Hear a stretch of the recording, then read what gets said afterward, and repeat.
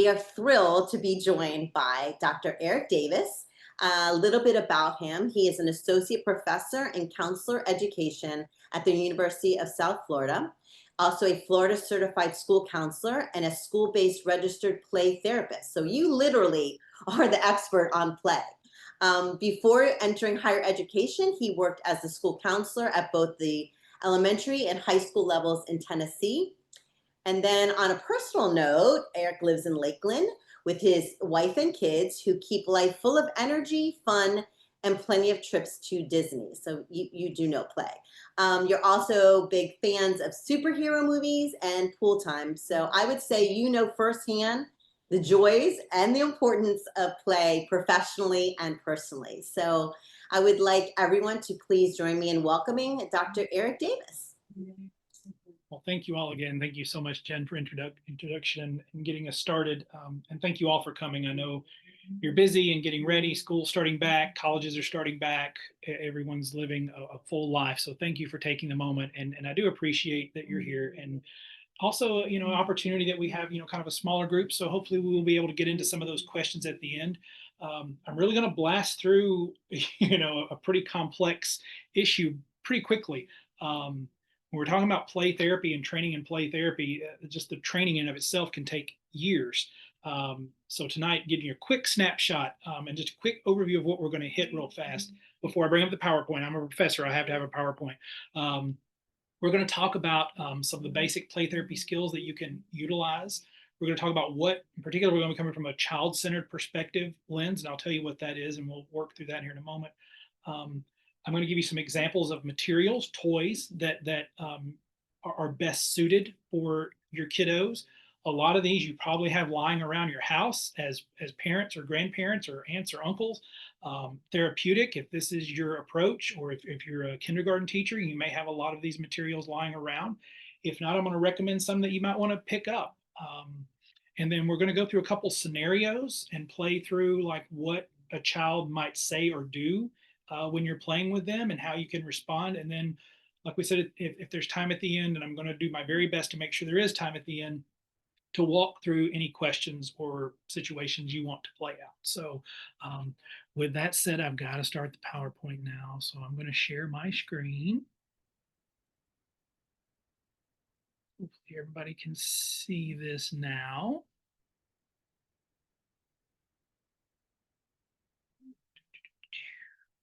Start the slideshow. Hoping that's good. Everybody, that's good. Okay, so yeah, you all know this stuff. So again, we're looking at specifically a child-centered play therapy approach, and this is based in the work of, if you know, Carl Rogers. This started with Carl Rogers' work, person-centered, and spun out of that. And again, I'm going to give you a couple recommendations for books if you're interested in reading up on this, whether as a practitioner. But the best one is probably Play Therapy, The Art of the Relationship. This is an older version. And again, I can share all this with everyone later. You don't have to write it all down. This is an older version. I think it's on the 4th edition now by Gary Landreth. And this is all child-centered play therapy. Another one I highly recommend is by Terry Cotman, Play Therapy Basics and Beyond. Highly recommend that one. And they give you just, again, basic overviews of what play therapy is, how you can utilize it. And like I said, this is a concept that can take years of training. Just for example, it has been utilized in other settings. So that's why it's so useful. And I'm so grateful that if parents or teachers, educators are here, there are versions of this approach that you can utilize in your classrooms or in your home. And they've been adapted. And one version is CPRT, which is child parent relationship therapy, or CTRT, child teacher relationship therapy. And again, just to give you an idea of how complex this can be, we think, oh, it's play, it's easy. Both of those are about a 10-session process for you to work through. So again, just to let you know, the 30 minutes that we're going to spend on it before we talk about questions is a very brief snapshot. But we'll begin and get through it. So again, just a reminder, child-centered play therapy and what that is, what that means. Okay, so in this approach, the child leads the process. That's why it's called child-centered. The adult version is person-centered. So the child leads the process. They determine the use of time. And you follow the lead of the child. So again, this is not a directional approach. So the play is very open and up to the child, which can be very difficult for us as parents, as teachers, to allow the child to take the lead. Because typically when a kid starts playing, we want to do what?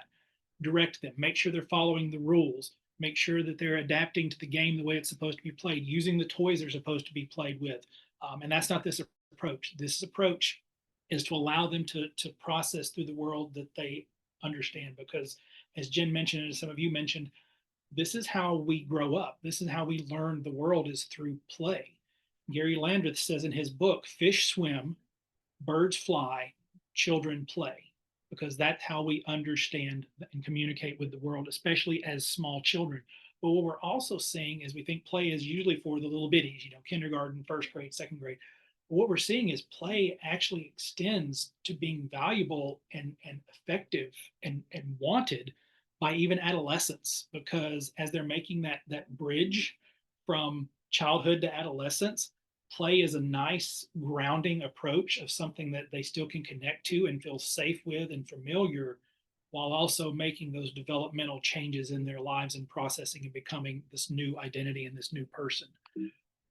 So again, and this allows us to see and experience the child's play through their eyes and their world, and understand how they make sense of things, the struggles they're going through, but also allowing them to process and develop solutions. It communicates that you understand the child, that I'm with you, I'm seeing you. And that's, again, that point of having a be with you attitude while you're working with the kiddo, to let them know, I hear you, I see you, I am here, I understand, and I care about you. The other thing is, especially when you're talking about a child, as Jen mentioned again, or as I've experienced with my own child, when they're 5, 6, 7 years old, they may not have the words to explain to you the feelings that they're having inside of them about their body not being right, or feeling a certain way when they see a certain person or experience a certain thing. And so play allows them to process that through that, either directly or indirectly with you, the adult, so you can work through that with them. And I'm going to give you an example that the Association for Play Therapy uses, and that's the organization that credentials play therapists, and also provides a great many resources, workshops, conferences, things like that on the use of play therapy. But this is going to be a very quick video to kind of demonstrate how, when we try to talk to children, especially at an inappropriately cognitive level, it just doesn't work. So hopefully this is going to come through. Whoop, hold on. Okay.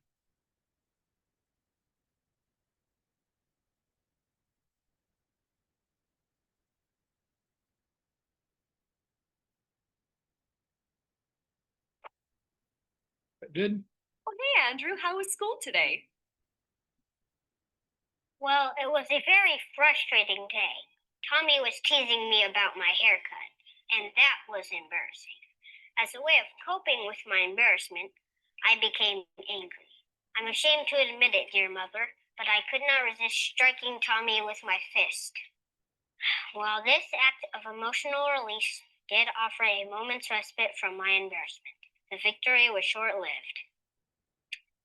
The next thing I knew, Tommy had immobilized me with a headlock and gave me what is referred to colloquially as a swirling. This isn't how kids communicate, but they do communicate in other ways. Play is a child's first language. When a child plays, they express thoughts and feelings that would otherwise remain hidden. That's why play therapy can be a powerful tool for addressing a child's cognitive, behavioral, and emotional challenges. Licensed mental health practitioners use play therapy to help children process their experiences and develop more effective strategies for managing their world. To learn more about play therapy and registered play therapists, visit a4pt.org. Oh, I really just need a chocolate milk on the rocks and a long soak in the tub.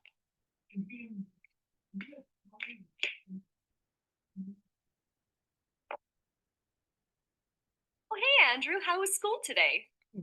Okay, Andrew, we love you, but we don't want to hear you again, It was buddy. a very frustrating. All right, so we're back to the PowerPoint. Everybody's good? You can see the PowerPoint again? So I think Andrew demonstrates very vividly what we're talking about when we talk about utilizing play therapy. So again, the materials that you want to use when you're thinking about, especially from a therapeutic perspective, or even in a classroom, maybe the toys are really specific as far as what they are. But again, you can have these toys at home and utilize them at home because they're categorized into certain aspects. But you typically can have these. So let's walk through real fast what the toys look like in a play therapy, child-centered play therapy approach. So you want to have realistic toys that the kids can use to exemplify aspects of real life, right? And typically these are associated with nurturance, caregiving, um, the real world, things like that. And so, just some examples, little baby dolls that you have lying around. Play food is really good, just a container of play food. And again, if you have these around your house, that's great. I know some of you mentioned doll houses, toy phones. A doctor's kit is a wonderful thing because they can utilize this to express issues with pain and needing for support. Play money, animals, vehicles, puppets. If you don't have puppets lying around, those are great things. Little bitty puppets for the little bitty hands are fantastic. Or if you have some money or a grant and you can find some of the nicer big puppets are great. Make sure you practice your puppet voice though, because you got to have a good puppet voice. Um, and so all of these things that you can have that simulate realism, nurturance, caregiving, things like that. Then you need aggressive toys. Again, this is a scenario where a child may have to work out some aggression. They're dealing with anger, frustration, experiencing violence in their own world, and they have to work through that. Now, this gets wonky in a school because sometimes they don't allow these materials in a school setting, and you work around that. But at home, you may have these. And again, I'm pulling out a lot of the stuff that I have came from my kiddos, but some of it is that I've had from my therapeutic. But like play swords and guns. This is a water gun, so it doesn't have to be a super realistic looking gun. You can just have a water gun. But also keeping in mind that children will adapt to violence if they need to, and they will use these things if they have to. They'll use blocks. They'll build them out of Legos if they need to. You guys probably have these little folks lying around your house, toy soldiers. Probably got buckets of them, right? Bop bags. You remember bop bags? It's the bag you blow up. It's an inflatable, and you can punch it. It falls down and comes right back. So anything aggressive animals that can be used, and we'll talk through animals here in a moment. But aggressive animals, so sharks, tigers, lions, anything like that can be used to express those aggressions, angers, frustrations that may be coming out through the child. And then, of course, I'm sure everybody has these lying around, your creative toys, right? Your Play-Doh, markers, crayons, your usual stuff that you have. You got the crayons, you got the colored pencils, you got the markers. Now, again, this can get into a little bit of messy. So depending on where you are in your location, understand your capacity for mess, and that may or may not be something you want to have. I like to give kids construction paper instead of just regular paper. You can use that if you want to, because it gives you so many different colors that a kid can use for different drawing, creativity, glue, scissors, glitter. Again, know your capacity for mess with glitter. So the kid can express themselves in different ways through that. Sand is a phenomenal tool. There's an entire other world of sand tray therapy that you can process. And you can just get little Tupperwares and fill them with sand. Pretty simple. It's a nice tactile, and it's going to lead into the next aspect that we have. And also creative can be, and going back to realistic, can be dress up toys, right? So magic wands are wonderful. We'll talk about why in a moment. Dress up. So you got wizard's hat, superhero masks. You got dress up like skirts and gloves, and you get these lovely fireman hat, fire people hat, capes, masks, all that stuff's wonderful. And again, if you don't have this stuff, you want to go get some of it. Tiaras, all that stuff. You can get it super cheap. Dollar Tree, which should be the $1.25 tree now. Happy Meals, all this stuff can come from all over the place. And then kind of on the line with sand tray is miniatures. And again, I bet you have tons of these around your house, right? Characters. So you want, somebody mentioned Disney characters. So you want things like that, and different characters that can try to represent different things. So characters, these little guys like this, right? You want superheroes, because sometimes kids have to tell stories with superheroes and somebody has to save the day, but they also have to have villains. Got to have bad guys too, right? Um, you got to have creepy, crazy things and savior things. So aliens, angels. Uh, I know you guys probably have these lying around. Little Lego figures, they work perfectly too. If you ever want to look and find like little nondescript figures, you can find these pretty cheap at creative stores, art stores, things like that. Animals again are good. Animal families are great if you can have animal families. Um, Again, non-aggressive, aggressive animals, um, dolphins, bears. I love this one. This is one of my favorite ones. Peacocks to show the feathers. Vehicles, so rescue vehicles, education vehicles, working vehicles, military vehicles. Dragons are fantastic. Michaels usually has these and they put them on sale quite a lot. Again, monsters, gotta have those. Symbolic things, unicorns, championships. Unfortunately, sometimes we have to deal with things like caskets, death. A couple more, and we'll move on. Fences are really great for building barriers, protections, obstacles, but also bridges to help overcome those obstacles. Trees are really great. I'm going to show a new one. This is a good time to be looking because I just bought this one. It's still in the package. A witch. This is a good time to get the Halloween toys, witches, skeletons, monsters, ghosts that you could implement into play. So that's a few of the materials real fast. And again, they don't have to be new. They don't have to be expensive. They don't have to be fancy, but they need to be clean. They need to be inviting that the kid wants. And again, if we're talking about this from practice as a clinician to a classroom to your own private home, you can be creative. Go to yard sales, get hand-me-downs. It doesn't matter. Just build the play. So now we're going to walk through a couple of the skills that come with basic play therapy. And the first skill is called tracking. And this sounds a lot like parroting but it's not parroting. It's kind of like a play-by-play, right? Like you're doing a call of what the kid is playing. So you're verbally tracking the child. And this is a way of letting them know that you are paying attention to them and that you're interested and involved. And so let's give an example real fast. I see you've decided to play with that toy. You've got them all lined up just the way you want them. You are filling that up all the way to the top. Looks like you are moving those toys around. Now notice I didn't identify any of the toys. The reason you do that is because when you identify the toy, that's not you leading. Because again, the toy, I look at this and I say, oh, it's a gorilla, right? It's easy, that's a gorilla. But for the child, this may not be the gorilla. This may be that gun that they were going to use, right? This may just be a monster. This may be dad. So try not to label until the child labels so that you know what it is. And once they label it, then you can go where they want to go. So for example, once they label, and also if you're not comfortable or the child's not comfortable with you tracking them, you can track the play. So let's give an example of that.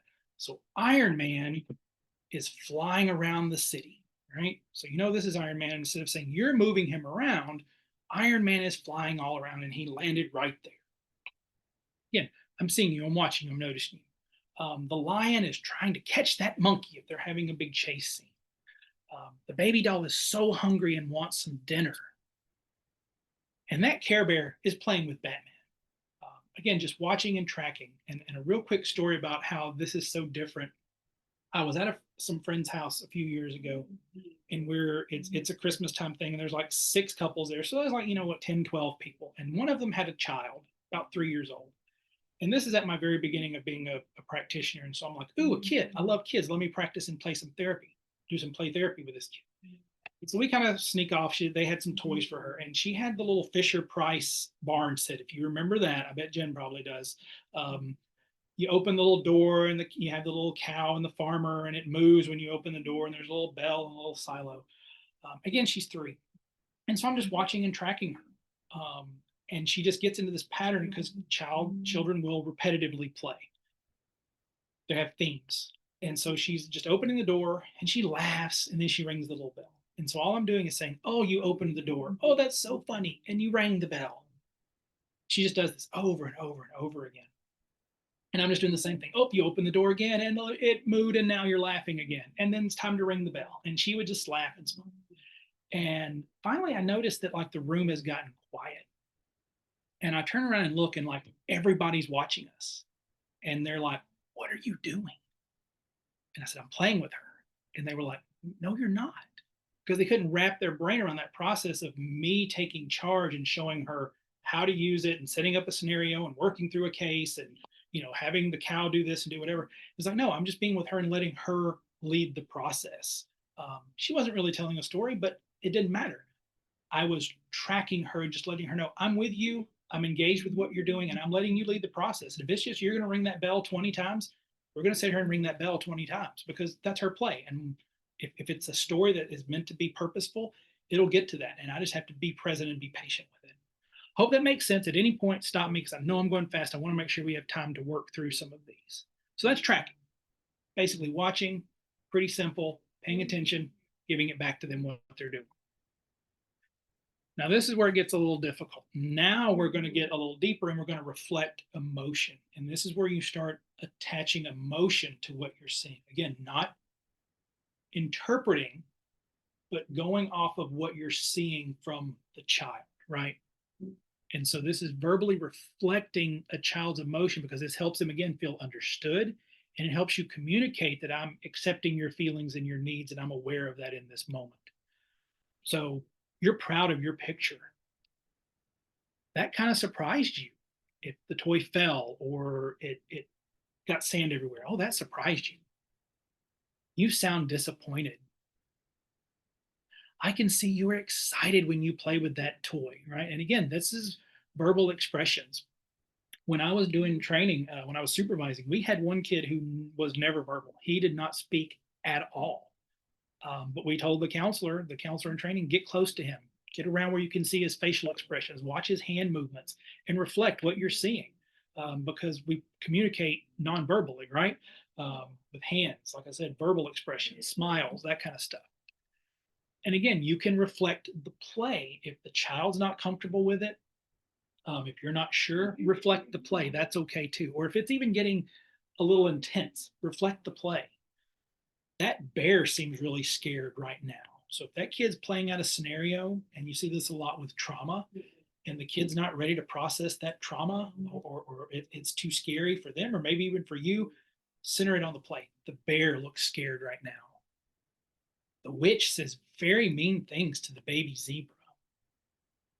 It feels safe when Wonder Woman is close by. And again, be sure to use those nonverbals to assist with those reflections because it's not always verbal, especially with the kiddos. Sometimes you have to just play and be in the moment and observe what they're doing with their body language, their facial expressions, the movement of the action. So, Godzilla's stomping very hard. Oh, Godzilla looks like he's really mad right now and he's going somewhere to do some damage. Questions. Not questions for you all, questions in the context of play. Child-centered play therapy does not like questions because, again, when we start asking questions, who is that about? That's about us as the practitioner, us as the parent leading the process. And so we try to avoid questions because, again, that focuses on the direction we want to go. If you have enough information that you think you want to ask a question, turn it into a reflection. So instead of asking, how do you feel about that? Or what does Godzilla feel right now? You feel sad. Godzilla feels angry right now and he wants to stomp things out. And you use these questions as an opportunity to allow the child to develop ideas. So this is also a place where they can work things. So this becomes from a place of wondering, right?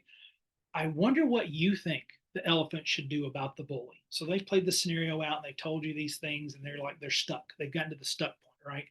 the elephant's up the tree and the lion is just scaring him to death. It's like, I wonder what you think the elephant should do about that. It sounds like the color you like the color yellow and would like to know if I like it too. The questions go both ways, right? So you asking kids questions and kids asking you questions, because again, that's an attempt. Sometimes it's just for them to get to know you, and so sometimes it's a great answer, but sometimes it's an attempt to shift the focus for them onto you. And so you try to avoid that as much as you can with things like, it sounds like you like that color and you want to know if I like it too. And if they say, yeah, I want to know if you like yellow, sure, I think yellow is a great color.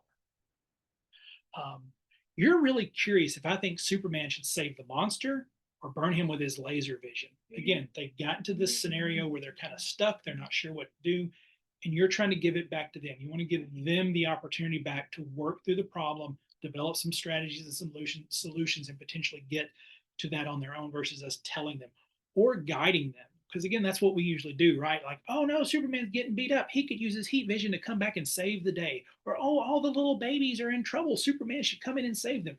Nope. From this approach, it's like, nope, let them deal with that. They'll figure out where they need to go. And sometimes the good guys don't win. And we'll talk about that with a scenario here in a moment. This is another one that's a hard thing to shift for parents and educators, is the idea of encouragement. And when we're talking about encouragement, we're thinking about encouragement versus praise.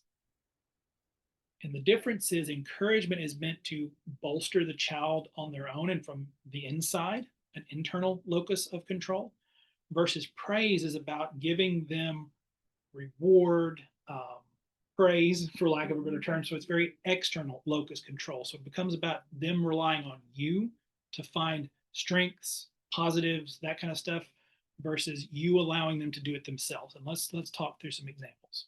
So again, providing encouragement rather than praise helps the child feel competent and capable rather than looking for your motivation and judgment. So you did it. You figured that out. You decided that was the way it was supposed to fit together. Because sometimes those Legos don't fit together. And boy, isn't it hard when you let those kids struggle because we want to jump in and save them, right? No, let them struggle. Now, there's going to be times I wish I didn't grab one, sorry, but those Play-Doh cans can be really hard to open, right? And so if that kid comes to you and is like, can you open this for me? Please open this for me. Well, they use manners. They need help. I'm supposed to do this. Now, initially, a response might be something like, oh, no, I know that's something you can do. But let's say you've seen them struggle and they can't get it. It's like, okay, well, show me what to do. Show me how you open a can. And so they'll show you what to do. And you may pry that can open a little bit for them. Imagine this is the can. You may pry it open a little and then let them finish it. And then it's like, you did it. You figured out how to open that. And again, that's giving them the power, the ability, the competence of succeeding versus you just doing it for them. You figured out how Woody and Gaston can share that car. You are not giving up. You are determined to figure out how to put that on, because sometimes, boy, those dress up clothes can be a little difficult, right? But let them struggle with it. Let them have a little moment of freedom to figure that out. A little moment of frustration, if you will. Now, you want it to, don't want it to boil up, right? But that's when you put all those things together: the tracking, the reflection, the encouragement. I see you trying to put that cape on it. It is so hard. You are really struggling to figure out how to do that. You're getting frustrated. I can see on your face how frustrated you are getting that cape on, but you're not going to quit. Please help me get the cape on. Oh, so show me, how do you think this goes on? And they'll like, oh, so you think it goes right here? And then, oh, look, you figured out how to do it. You figured out a different way to use that wand. So maybe they're using it in a different way. Instead of it being a wand, maybe it's a baton, maybe it's a gun, maybe it's a lightsaber. You figured out a different way to use that wand. You figured out a different way to use that toy. You want to avoid those praising statements like, I love it, you are such a good artist, because again, that's you judging. But you also want to steer clear of squashing statements like, that's not how you do that, or that toy is not supposed to be used that way. This is their approach. And as long as they're not intentionally hurting, breaking, destroying, that's okay. And there's limit setting is appropriate. A lot of people don't like child-centered play therapy because they think, well, you just let the child do whatever they want to. If they want to tear the room up or hurt people, no, there are limits, but we didn't put limits in here today. But we can talk about it. It's very simple. The toys are not for playing that way. I'm not for hurting and you're not for hurting. So let's walk through a couple scenarios and then hopefully we'll have some time to open it up for some questions. So you got a 5-year-old boy, loves to play dress up. He loves sparkly skirts, jewelry, and the magic wand. And during this session or during this play, he says, I wish I could be a princess. And so some of the things you could do, again, is just basic tracking, right? Like when you're a princess in here, you feel really happy. So a little bit of tracking, a little bit of reflection, right? Being a princess helps you feel good. It's fun when you dress up like that. You look so happy when you wear that outfit. And again, if we're thinking about this, maybe, and then we're going to shift this a little, because then this is natural play, right? I mean, we get caught up in societal aspects, but it is absolutely natural and developmentally appropriate for children to try out different genders and different roles when they're younger, 3, 4, 5, 6 years old. It doesn't automatically mean, oh my gosh, my kid's transgender. Oh my gosh, my child's gay. No, it's absolutely natural for children to process through. It could be that path that they're taking, and that's why we don't shut down whatever it is, right? So don't automatically jump to a conclusion that, oh, that's what's happening with this kid. It may just be exploration. It may just be fun. They like the way the material feels. Another thing you can do if you're moving towards that idea of thinking that this is a child exploring, or you know that they received messages about dressing up as a boy is not okay, you might want to say something like, while we're playing, it feels safe for you to dress up like that here. And you notice how I keep saying things like here, right now, because sometimes you may have to draw that limit for the kid, right? Because if you know they live in a situation or a scenario, it could be anything from, and you're in a school, right? And they know that if they go out in the classroom and they wear these outfits, they're going to get made fun of, they're going to get bullied. They know that if they go home, their dad's going to be really angry about it, that kind of stuff. So there may be places that you have to draw that line, right? Like in here, it feels safe. In here, you're happy when you do this, because they know that that maybe is not a behavior that they can do outside of play or in the special time with you or whatever. May not be the case, whatever, but you kind of follow along where that goes and give them that opportunity. Now, if it's just something they're out in the world about and it's great, that's okay too. You love dressing up like this and it makes you feel really happy and really good.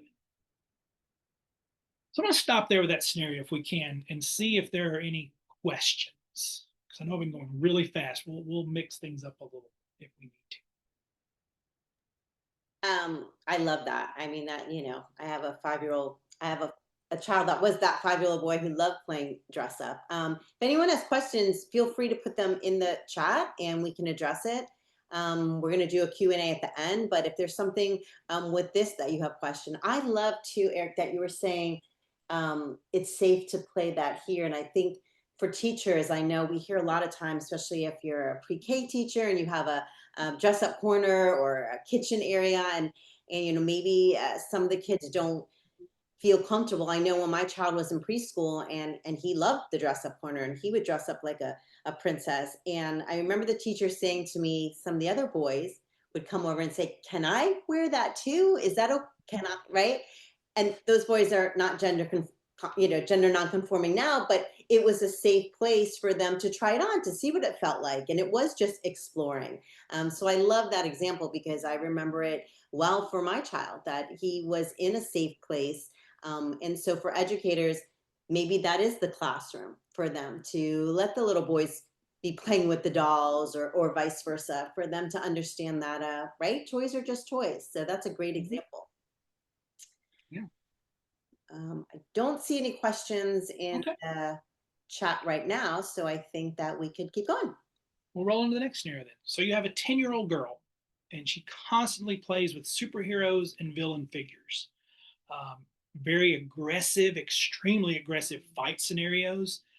With this situation, though, in her scenarios, the villains always win the battle. So it's always Thanos or Darth Vader or, Dark Side, whoever, is always defeating Superman, Batman, Luke Skywalker, Wonder Woman, whoever, they're always losing, right?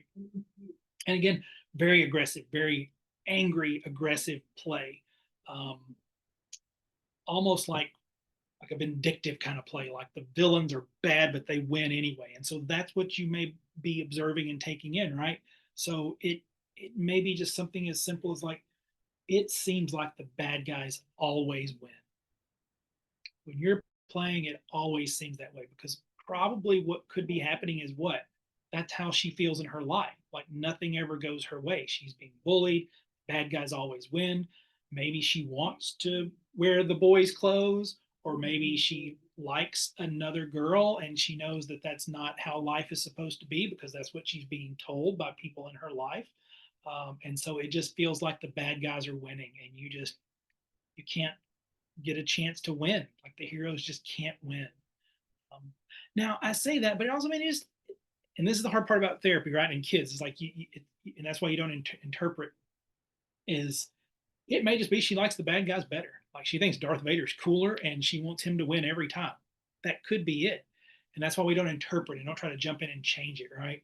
Um, and again, play with children, it's like a merry-go-round.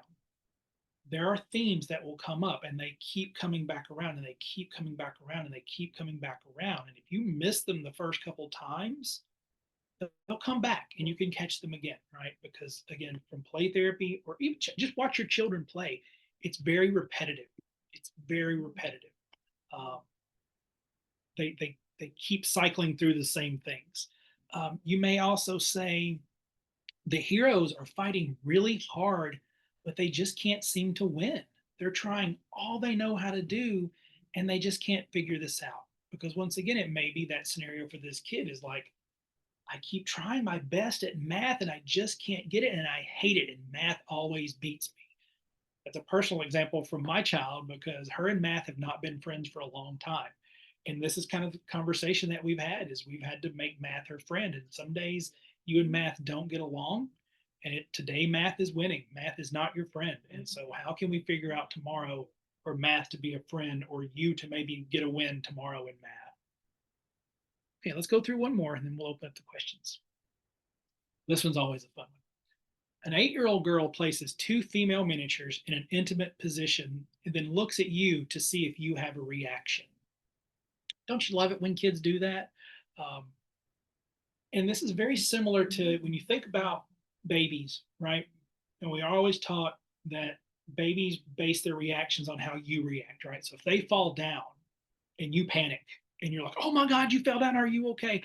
And you're screaming and crying, the baby tends to scream and cry too and panic about it, right? But if you're calm and be like, oh, you fell down, let's make sure you're okay, they tend to be calm about it.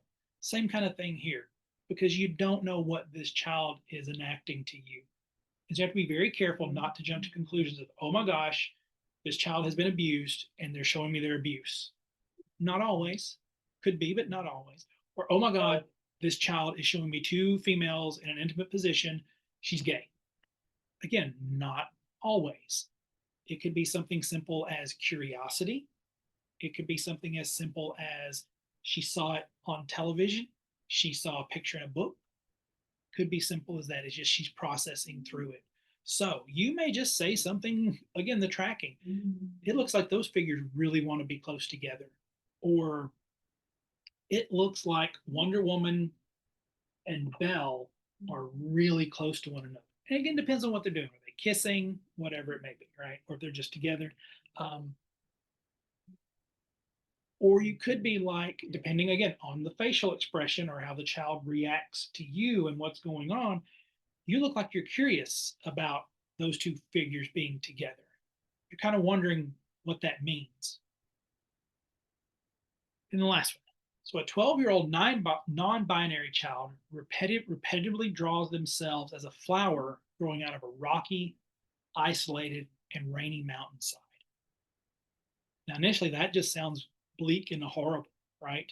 And this one actually comes from a real session where the child drew this and the counselor made sure not to make that interpretation of that's awful and you're lonely and you're sad and that's horrible, because that was not the case for that child.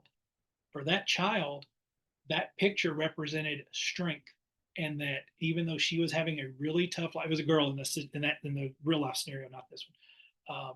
That girl was strong, and I can come through hard times. And so that might be what you reflect back, right? It looks like that flower can make it through really tough times, or that flower seems alone but very strong. And you seem like you're that way in your life sometimes too.